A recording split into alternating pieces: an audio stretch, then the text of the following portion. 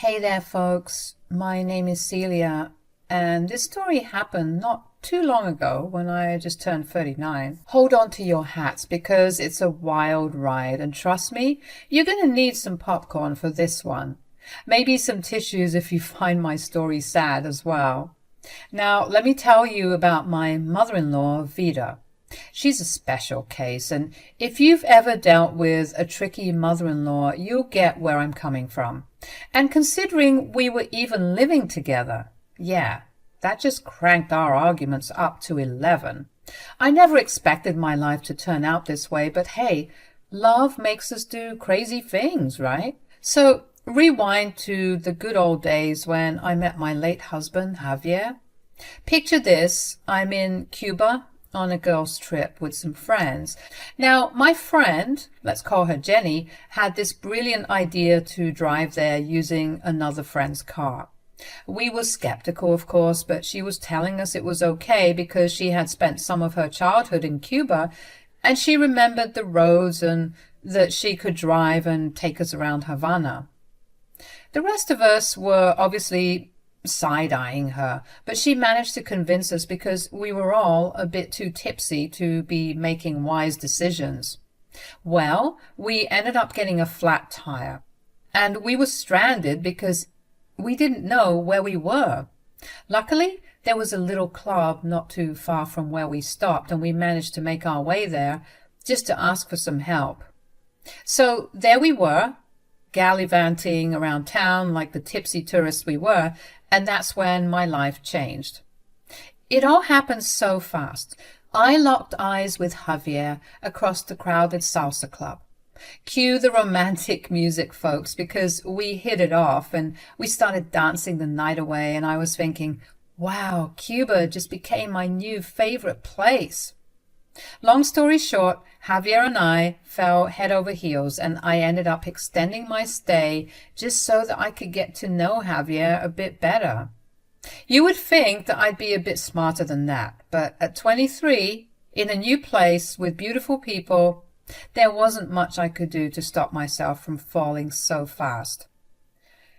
I stayed in Cuba for a month longer, getting to know Javier and his beautiful culture. I even met some of his cousins and aunties, and they loved me. I definitely felt like my life was changing, and every time I was with Javier, it was like I was floating. I would visit Havana more often as the months went by. I'd even go as far as borrowing money from my parents so that I could meet him, and it was worth it every single time. Javier just got me in a way that nobody else ever did, and I knew that I was dealing with someone special. I've never felt this way before. It makes me feel so happy. Honestly, Javier, I don't know what you did to me, and I never thought I'd say this, but I'm so glad that we got that flat tire that day. Please, Celia, move to Cuba. Come and stay with me. Oh, Javier, how could I leave my life behind? I mean, everything I know is back in Virginia. What will my family say, my friends? Celia, you can visit them any time you want to. I'll make sure that you never miss home. But I need you here, and I need you in my life. Please consider it. I'll give you anything and everything you'll ever want. I want to make you happy. Oh, my love, you already make me happy. So just imagine how much happier we'll be if we're together all the time. We've only been dating for 6 months, Javier. When you know, Celia. And I know that this is real. I really want you in my life, Celia. Please. You have to move here. I'll think about it. I contemplated this for a while. A while being like 2 months. And all of my friends and family members were of course upset at me for potentially leaving, but they were also happy for me. They said that I needed to follow my heart and be true to myself. So if I wanted to move to Cuba, I had every right to do that.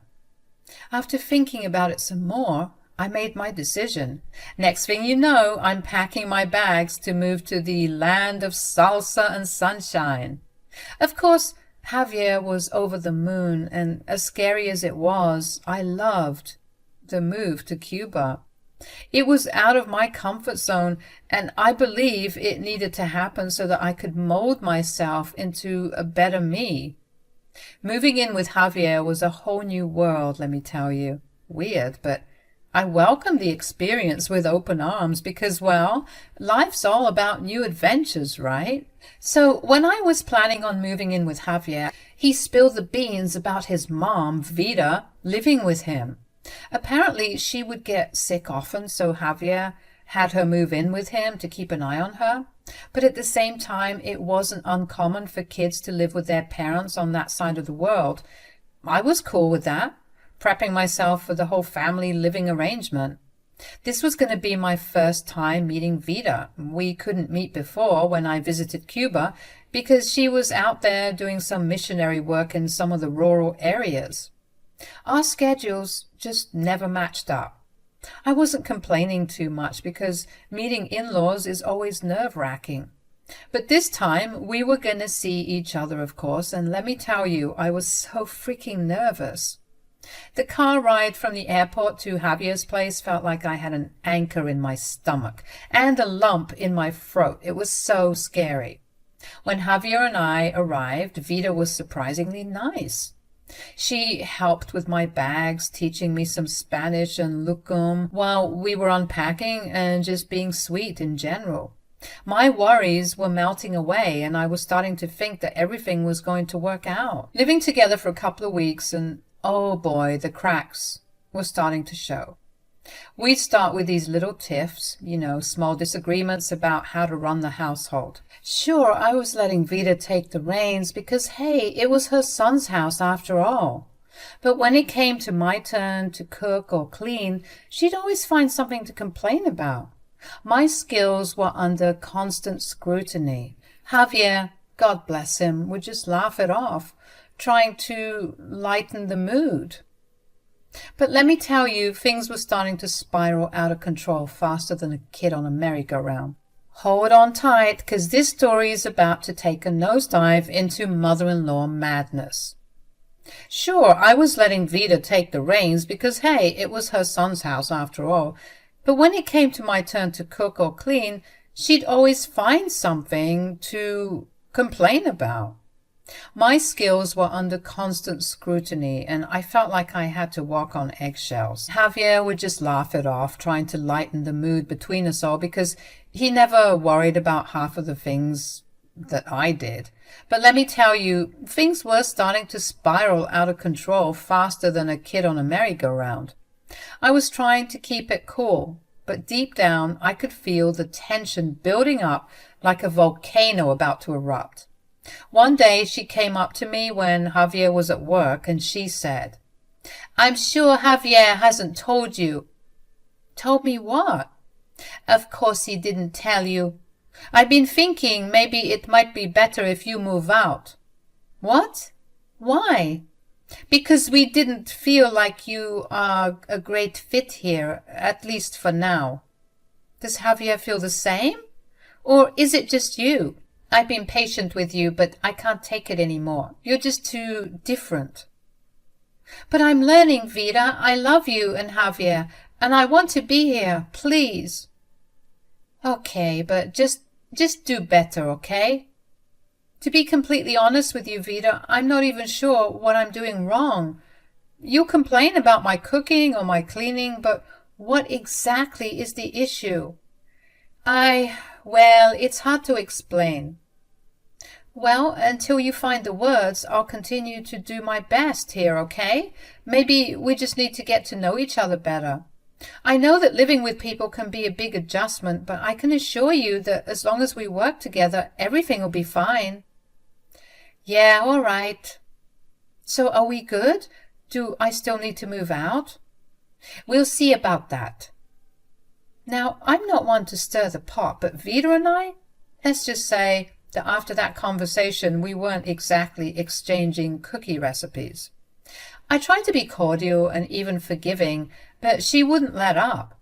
It actually seemed like her complaints were getting worse and worse as the months went by, and I was beginning to get fed up. Now, you might be wondering if I talked to Javier about all of this and spilled the tea on his mom's antics.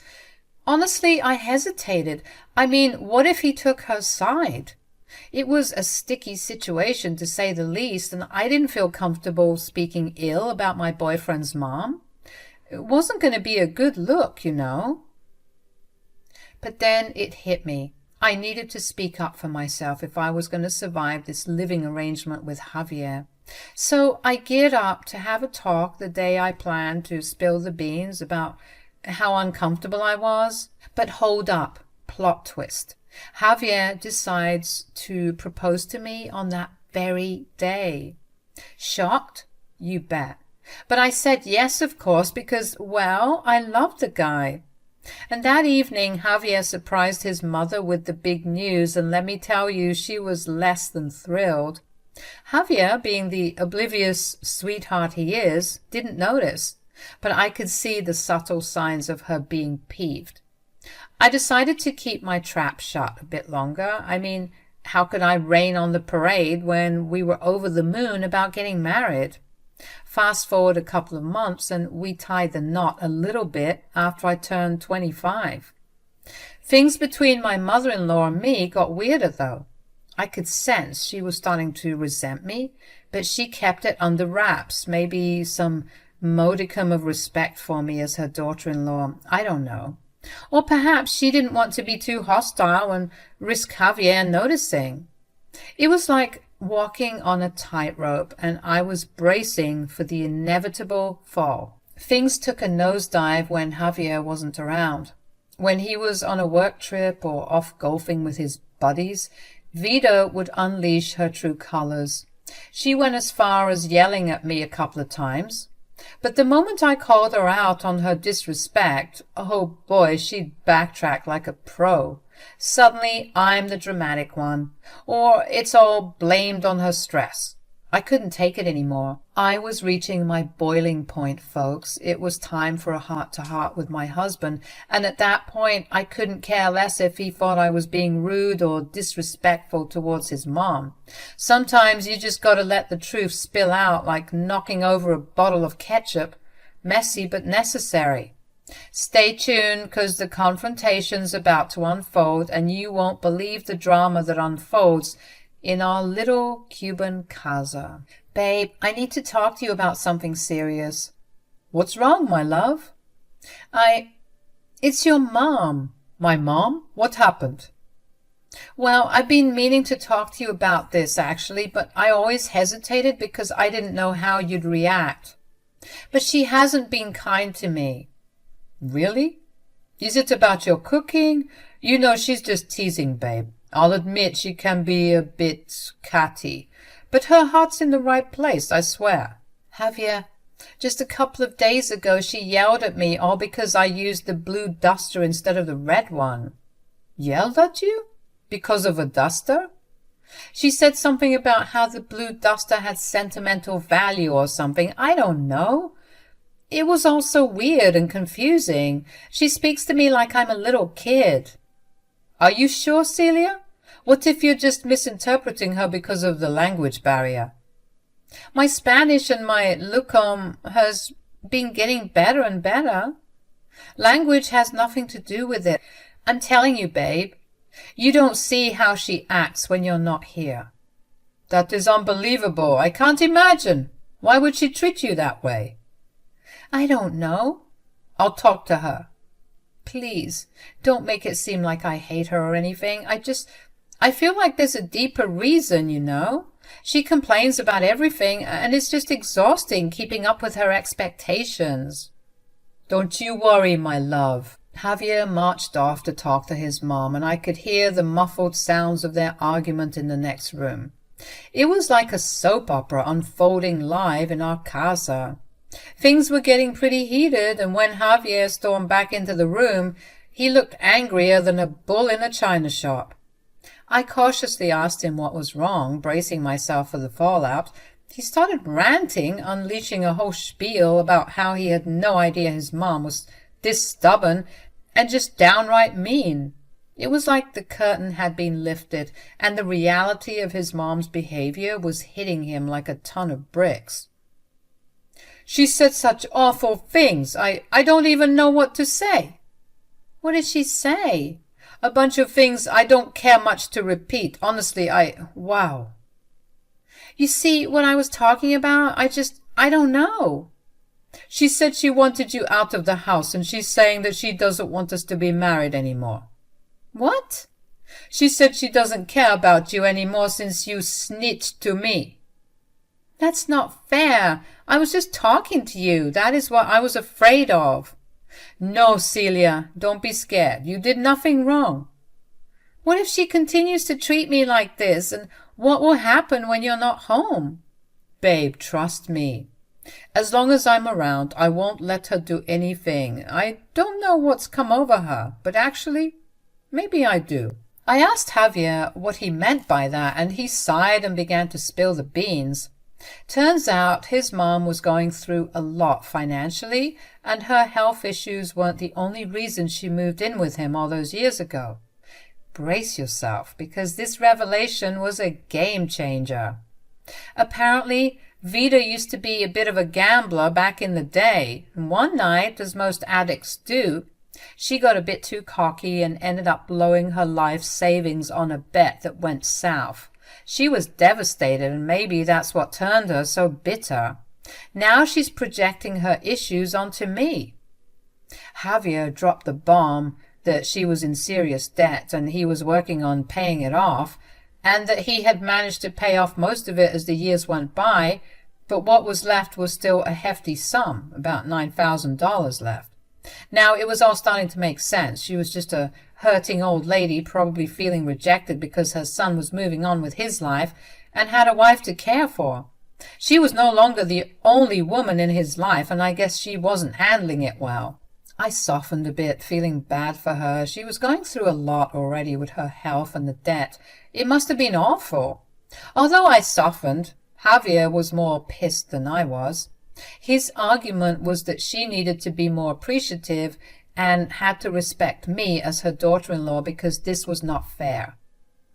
I did everything for her, and the moment I feel happy, the moment I fall in love, she acts like this. Javier, I'm so sorry. She's never spoken to me that way before.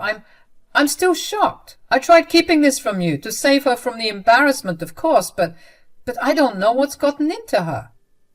It's okay, Javier. Like you said, she's going through a lot. Now that I know all of this, I'm sure I'll be able to handle her outbursts. It's not right. She's a grown woman. She's able to control her actions. Don't make excuses for her. Let's just give her some time to cool off, yeah? Maybe we could rehash this discussion when we've calmed down a bit. You're right. I'm just hurt, you know. I understand, babe. I love you. Thank you for standing up for me and for telling me that. I know it wasn't easy. Thanks, babe. The household after that revelation was super awkward, to say the least. Awkwardness hung in the air like a thick fog for the better part of the next 13 years. Yeah, I know, it's a ridiculously long time, but it just goes to show what happens when we hold on to our anger. Javier remained angry with his mom whenever she treated me poorly, and developed a hypersensitivity to it even. When my mother-in-law tried to say something rude, he'd lash out at her, yelling in front of me. This just fueled her anger towards me even more. It was a toxic cycle, and most times it felt like Javier and I were living with a toxic housemate, not an actual relative. Javier dropped a bomb on me a couple of years ago. He had stopped paying his mother's debt. I was shocked. Their relationship had been strained, and I guess that was the main reason. It was awful. I felt like things might get better if we moved to the States, maybe Virginia. I was missing my people, and we were all unhappy in Cuba. Unfortunately, I never got the chance to share this plan with Javier because something awful happened. One day, as I was coming home from the farmer's market, I got a call from Vida. For some reason, I immediately knew something was wrong. I had never heard Vida scream like that. She sounded like she was in pure pain. The news she delivered hit me like a ton of bricks, and suddenly buying those mangoes at half price didn't matter anymore. Nothing did. She told me that Javier had gotten into a car accident and was pronounced dead at the scene. She said she was on her way to the site and that I needed to hurry. She said that she was on her way to the site and that I needed to hurry. My world shattered. Apparently there was some drunk driver he was trying to avoid, which made him swerve to the far right, causing a massive collision with the car next to him. The other people involved managed to escape with some injuries, but my husband lost his life. Life suddenly felt unbelievably unfair. I was heartbroken, and nothing has been the same ever since. Even though I was praying to the gods and hoping that this was a bad dream, it was unfortunately too real. Vida and I had this secret code where we just stood in silence. In the morgue, at the funeral, and even in the house, we were just silent. I mean, what would we say? It seemed like silence was the only thing overwhelming us. It was so awful how everything was crashing down, and the glue that held us together was no longer here. A couple of months went by, and I wasn't even able to celebrate my 39th birthday properly. I mean, how could I? I was depressed, and I didn't feel like celebrating anything because there was nothing to celebrate. Most days in the house were filled with silence, only talking when we had to get groceries or pay the electricity bill. I lost my lover and my best friend all too soon, and honestly, I was ready to move back home. Cuba seemed like a 15-year-long fever dream at that point, and I was ready to wake up and face the bitter truth of reality. But then I thought about my mother-in-law and how lonely she must have felt. And that's when I decided that all this drama, all of this beef needed to be left in the past. None of that compared to the pain of losing someone we both loved dearly. Life throws curveballs, and sometimes it feels like we're drowning in the storm. But if there's one thing this journey has taught me, it's that even in the midst of heartbreak and silence, there's room for forgiveness and understanding. You see, I decided to extend the olive branch, and it was a pretty hefty olive branch at that, because I decided to pay off her debt. Yeah, you heard that right. I was going to pay off that $9,000 so that perhaps she could see that I never hated her and that I've always cared for her. I went through some of Javier's documents and files to get the details of the debt she owed, and surprised her with the news that she would now have a free conscience. After about a week or so, everything was settled and I had paid off all her debt. It felt super freeing, and I could just feel the healing start to work between us. So one day I brought her flowers and a note that told her the news, and I was anticipating her reaction. I was expecting her to jump for joy or even cry. But I wasn't expecting her to be angry. "How could you do this?" What? What's going on?